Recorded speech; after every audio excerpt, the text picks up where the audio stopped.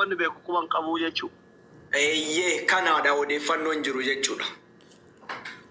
Lakkii dhaabbadhu naan jettee bara aslii akkasii miti dubbiini. Okay, kuba qabda Adde Rashid? Yes. Aye, go ahead. Bilbila Arabtichaa mucayyoo warra isii erge. Obboleettii isii ollaa isaanii Muniir guututti siif kanna. Maaliif inni waan mata dureen deemuun jiruuf jechuudha. Mucayyoon guyyaa Khamiisaa bilbilteeti. Aye. Ani sodaadhee Arabtichi kun ajjeesuuf deemaa jette. Okay. Jim'atallee akkasuma bilbiltee yooniin ani du'e reefka kiyya biyya galchaa jettee himattee jechuudha. Jeneraalaatti naanitti dawwalimee arabtu hayyee. Sabti iffannistee je'eeti Arabtichi himee jechaadha. Okay. Arabticha ta'uu fannifte jedhee? Sagaratti iffannistee je'ee Arabticha bilbila isaa adreesa isaa haalli Muniiritti warqaa qabaa. Because ani gartee odeeffannoon fuudhee malee waan idda san dhaqee waan takka godhuu hin dandeenyeef Muniiriitu araatu mata dureen jala deemaa je'ee harkaa qaba. San malee obboleettiin isii ta Dubaay jirtulleen isa kontaaktu gootee jirti. Eeda galgala bariisaa na bira jechuudha. Sa'a 4tti mucayyoon ollaa isaanii haadha isiidha akka mukarratti hidhanii taa'uun jiran himte Shaashamanneedha fagoo miti. No, ani mucayyoo bari Shaashamannee dhalattuu Shaashamannee ta'uu san hin beeka. Isa hin beeka. Jara boyicha asirratti nuuf hin erginaati. Booyaan akkaawuntiin kiyyoomaan ta'uu dhiisi. Booyaa yoo barbaadan koota koomiti yatti sagalee. Naani tana ol galchiila Dr. Kuno. Tokko tokko barreessitee jirti dhuftee naanii shaashee laafta jettu tana. Naanii shaashee laaf. Yaa kanaafuu namichi. Booyaa mucayyoo firaa isinii galcha. Kaamna. Teeja. Oggota kaasa alama dura iffannisteeja. Mucayyoo firaa irraa dhageeffannaa. Kootu naan isheen. Guys, hundi keessan taappii godhaa, koppiliinkii godhaa, warri booyuu feetanillee booyaa noo problem manni garuu mana booyichaati miti. Yoo barbaadanillee booyaa, booyitiin rakkoo miti, koppiliinkii godhaa booyaa. Imboyinaa please taap godhaa. Imboyinaa woo gaarii nama adaba dhugaa. Naani laaftamin, naani intala baadiyyaa kana waan situ tana. Naani intala baadiyyaati moo naani laafi? Ma barbaadan achi. Amma mucattiin tun waan garaa namni nyaattu kutaa 12 xumurtee osoo hojii eeggadhu jedhanii armee isii gargaara jettee deemteedhaan subhaanallah. Obboleewwan isii dhiyoo kana jalaa du'an jedha. Rabbi rahmata isii haa godhu. Aboo Rabbi soba haa godhu. Soba ta'uu mala Rabbi sobdi. Rabbi soba haa godhu. Ani nama mana madaamitti Arabni du'e jettu kana nan furatu qalbiin kiyyaa yaa Rabbi soba godhi. Wustee intin adeelam waan duute natti hin fakkaatu shakkiidha ka odeeffannoon qabu. Naani salaamu alaikum. وعليكم السلام ورحمة الله وبركاته. Naani dogoggora galchite doctor. Naani intala baadiyaa. Dhuguma anis family siiti obboleessa koo. Okay, ayyera koo. Gaafadhee ture naaf hin deebisne. Naani lamaan keessa tabaadiyaa jiru. Assalamu alaikum warahmatullahi wabarakatuh. Kamtu sirriitti itti dhiyaata. Eenyu maatii dubbise, eenyu mucayyoo beeka isin hunda keessa. Ijoollee gandaati moo fira isin lamaan keessaa kamtu fira? Okay. Ani erga gaafa isiin rakkoo kana seentee wajjin haasa'u jira. Akkuma dura siin jedha mucayyoon tun gaafa jalqabaan biyya irraa baatu seera qabeessaan baatee karaa mootummaatiin deemte. Isiin amma kana maqaan isii eenyuuni odeeffannoo isii guutumaan guututti dhufte naani eenyu jedhamte maqaan isii eenyuuni dhalattu eessatti aanaa kamii ganda kamii maaliif namni wal beeka walirra walii rifata sii galee. Warummaan aangoo qabu kunu gargariin kakka gandaatitti seerifatu jira ka oromummaa dantaa hin qabne waan ta'eef eessa. Maqaan isii Makkii Hawaataati. Akkuma dura siif himee yoo beeku. Maqaan isii Makkii Hawaataati kan isiin itti dhalatte ijoollee Shaashamanneeti. Ka deemte ammoo reefijii alaamaa haga Suudii deemte. Erga deemtee jettee mucayyoon tuni akka du'uudhaaf ajjeesuudhaaf irratti xiyyeeffatanii himaa turte. Dalagaa deemte mucayyoon tuni akka amma jettutillee akka namni keenya deemuttillee dalagatu deemte polotikaa wayitiif hin deemne mangistii biyya sanii galabbatuuf hin deemne maaliif ajjeesu irratti xiyyeeffatan? Sababbiin isiin lubbuun isii irratti amma darbuu gahee mana isiin keessa jirtu san jawweetu jira jedhanii jawween mana jiru kan keessatti ji'a lama ji'a tokko erga fixxee gaafa ji'a lammaffaatti seentu gibbii duubaan itti qollofanii mana kana qulqulleessinaan jedhanii deemanii jettee akka isiin himattetti mana isa yeroo isiin qulqulleessuudhaaf hin bantutu jawweetu keessa jira jawween kun du'ee jira. Warri kuni situ ajjeesenaan jedhan jedhee sodaadhee lubbuu kiyyaaf jecha jawwee san dafee haree qoshaashaggatee erga an qoshaashaggatee ka'ee warri galee mana guutuu keessa deemanii soqanii jawwee kana dhabanii erga dhiyaanii si akkas godhan. Bakkee nama isiin deemte kun Suudii naannoo kam? Beektaa? Manxiqaa qaba. Maanzaansaa makkaa miti. Madiinaadha. Madina. Madina da ya. Okay. Madina da. Ati reef kan akka bilbilaan naan jettetti. Fuudhanii bakka biraa fidan. Yaani intala baadiyyaa akka reef bilbilaan naan jettetti akka amma maatiin isii mucayyoo kana barbaadu Finfinnee jiranii naa himte. Meede gabbu'i daawwaliitiniini. Awwali nama tiktaakii qabu biratti siqanii maqaa tiktaakichaatitti himanii. Wali la koza jirata barreeffatanii warra Finfinnee jira tokko. Amiira ta'oo waan nu dabaltu qabda biramayyootu. Assalamu alaikum warahmatullahi wabarakatuh. Jirtu hundi keessanii yoo asli galatoomii dhimma kana irraa jalqabuu keetiin dhimma kana irraa nuti irraa dubbataa turre ijoollee ganda siis naannoo waliin dhalatte Siriyaas irras maatiidha kan jedhan irraas yaada tokko furataa turre. Kanuma irraa si ibsa jedhee tan dhufeenis akkuma tasaa dhufee si arge na seensisin jedhee jechaadha malee ani dhalataa ganda sanaa miti ani dhalataa Jimmaati garuu kanarraa dubbataa turre waliin haasaa turre ijoolleen talaa masiin haasoftus kanas keessa jiran keessaas irraa dubbataa turre jechuudha. Akka dubbichi nu qaqqabetti mana sana keessa ofo horsiifamu jira jedhani. Amma Amiira akkasii mitidha akkas miti ani ka barbaadu akkas miti. Irraa dubbachuu osoo hin taane anamma argee ture kalee mana Muniirittis argee Muniir edagizee hanga mita badu sa'a dheeraa koomentee kiyya jalatti barreessaa turelleedha. Kanaaf san miti anamma. Jeesti mucayyoo tana qabatamatti manxiqaa isin jirtu naannoo isin jirtu ragaa qabatamaa wayii namni lakkoofsa qabu yoo jiraate akkuma qaamnummaan dhimmi ilaallatu dhiibbaa goree waan kana gaafatu odeeffannoo qabatamaa itti kennuufi malee yaada kennuufi miti galee. Ayyee kanarratti immoo waa tokkoon si ibsa gaan immoo akka dhuunfaa kottee akka waan hin beekurraa jechuudha. Intalli kun qaama seera qabeessaan adeemti si galee. Al tokko miyut godha. Asli wanta siidhaamu tokko maali ni beekta? Intalli kun nama seera qabeessaan adeemteedha biyyarraa.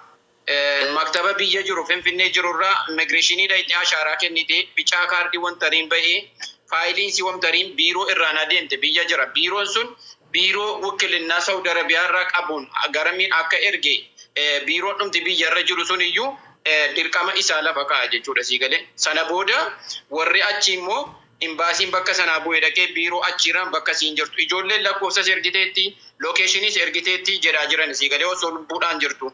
Na ajjeesuuf adeemaa jiranii. Lookeeshinii saneennu ergite. Namni lookeeshinii isin ergite sun nama san barbaada hayye. Intalli obboleettiin nama amma sa'a kanatti isii bira jiru lakkoofsaniin qabaa isinii kennuu danda'a. Hayyee naaniyyee kana dubbisi isinis na dubbisaa turte naaniyyee dubbisiin himi. Naaniyyee ati dubbadhu hayyee.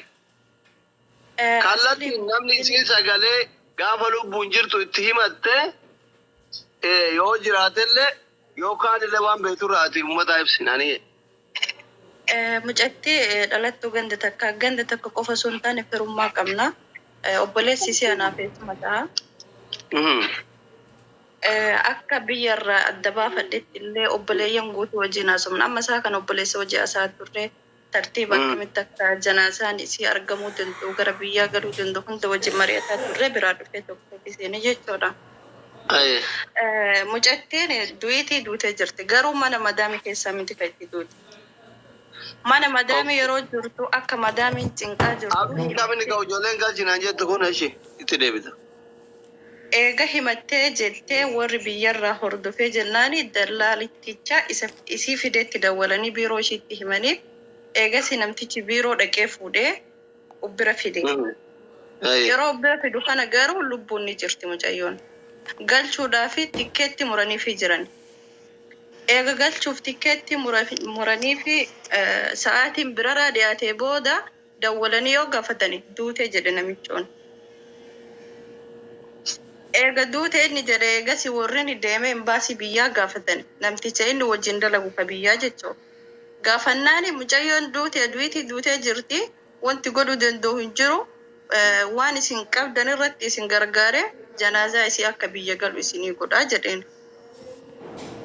Amaan obboleessa isiitti jedhan amaan mee lakkoofsa tokko bareeda. Amaan illee obboleessa isii tiruudha gabii waa ta'a obboleessa isii tiruudha jira gammada obboleeyyan isii.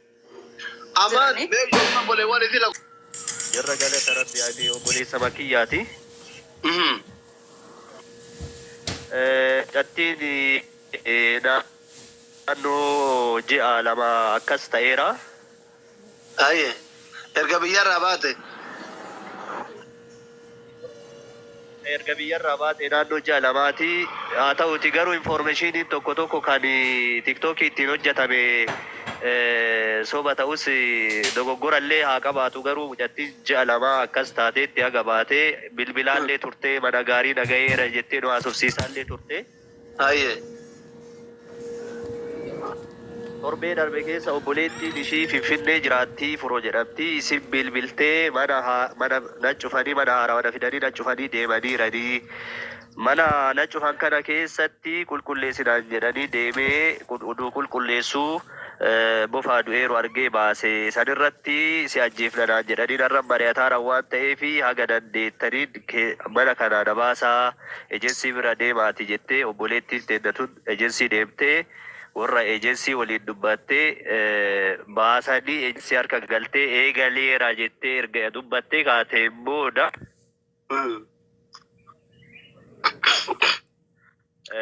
tikkeettillee muramee fi gara biyyaa hin deebitiif osoo eegnu guyyaan akkas jedhame jimaata torbaan darbeeti gaafa wixataa waamanii makiyyaan boqattee jirti jedhanii obboleettitti himanii. Obboleettii teetitti. Obboleetti xiyyattee. Ayyee. Sababa gaafatanii sababni yoo gaafatamu ufuutee duute jedhanii haa ta'uti garuu sanirraa nu shakkii yoo qabaannes haala reeffi itti galuu danda'u irratti waan tokko tokko jechaa jirra.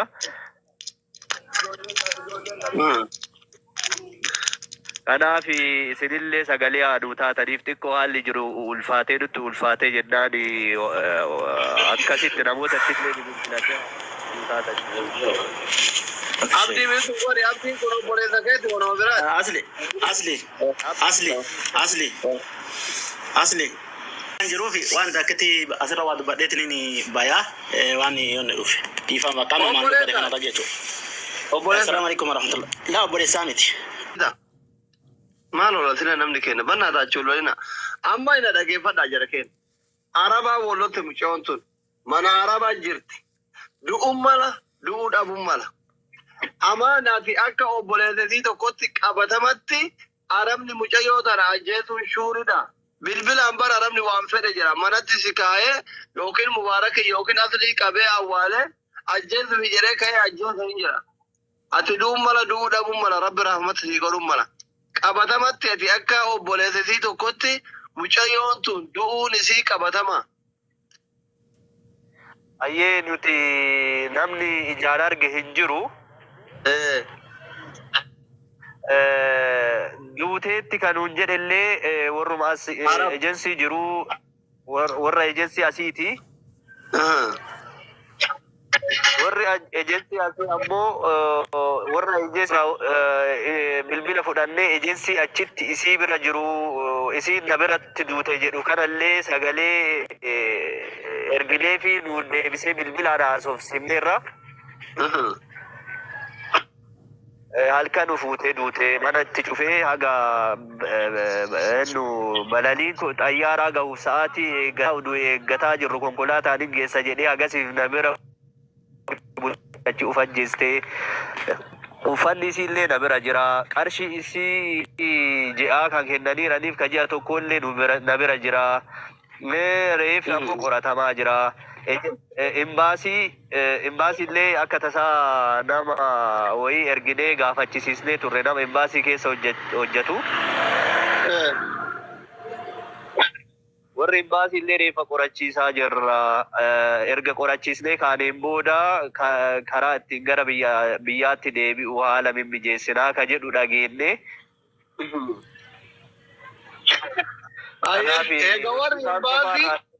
Eega warri imbaasii reefa qorachiisaa jirra isiniin jedhe xiqqasho dubbiin akkuma waan du'uun isii qabatamaatii jechuudha.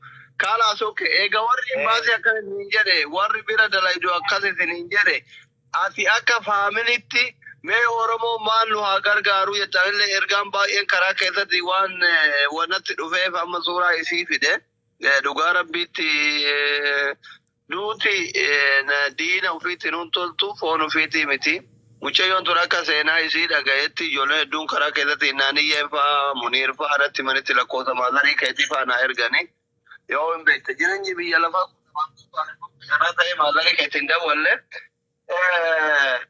barattuu kutaa 12 xumurtee hojii eeggatu osoo jirtu obsuu dhabee harmee kiyya si gargaara jettee akka waan dhiyeenyi mukana ijoolleen isin jala ijoolleen biraa ajjeefamaniitti sanuma san aarii garaan dadhabee haadha ofii gargaaruuf jijjiiruu aarteetiin biyyaa baatee jiran kasila hojii argatuu dandeettu barattu cimtuudha yana barumsa xumuree jiran. Mee Oromoo nama hedduu si dhageeffataa jira. Akka faamilii miidhamaa tokkotti baati mala maduraa malee namni biraa isin jalaa du'ee tokkotti Oromoon maal isin haa gargaaru maal dhaamata? Ayyee asli ani si beekaa wanti dogoggora ta'e tokko jira wanti sirraa ullee qabu. Maatii keessa namni nu jalaa du'e obboleessa haadha keenyaattu bara darbe nu jalaa du'e malee obboleeyyan tarii obboleettiin teennatan biraa waggaa 2-3 dura duute jirti malee dhiyeenya kanatti namni du'ellee hin jiru. Okay. Ayyee. Kutaa 12 xumurtee eeggataatti ka jedhamullee xiqqoo isii informeeshinii sunillee sirrii miti mucayyoon barattuu cimtuu turte baay'ee cimtuudha. Garuu barumsa biraatiin barattee kutaa 10 xumurtee barumsa ogummaa barattee hojii hin argalee barattuu kutaa 12 barana fudhattee eeggachaa jirtu miti sunillee oduu xiqqoo isii sirrii miti. Kunillee sirraa'uu qaba. Kanarratti ammoo wantan Oromoon akka na gargaaru barbaadu takka ishii dhabne haalli isii itti dhabne xiqqoo isii ulfaataadha. Mucayyoo baay'ee gara laafettiidha. Namni hunduu itti ulfaateera. Even namni asitti haalli keessa jiru baay'ee ulfaataadha. Yoo reeffi asin nuu gale akka isiin nuu galteetti ilaalla waan ta'eef even reeffuma isiillee yoo arganne reeffisu haala ittiin as nuu galuu danda'u irratti namni hundi osoo nu gargaaree tumsa ta'ee reeffa isii gara biyyaatti nuu deebise yaaduu hin qaban. الحمد لله فرحمت يومه قفتا فيا غاري مخلوق ترجمه تمرت ميوانا في عدد نمو قال أني ربي يكون نتوان بكمو يا نمني فيا قبض وانت انسيدامو أكيلا لمي بك نمني تيعلم واسبتال قرقدامي حسيارا نمو إلى لوان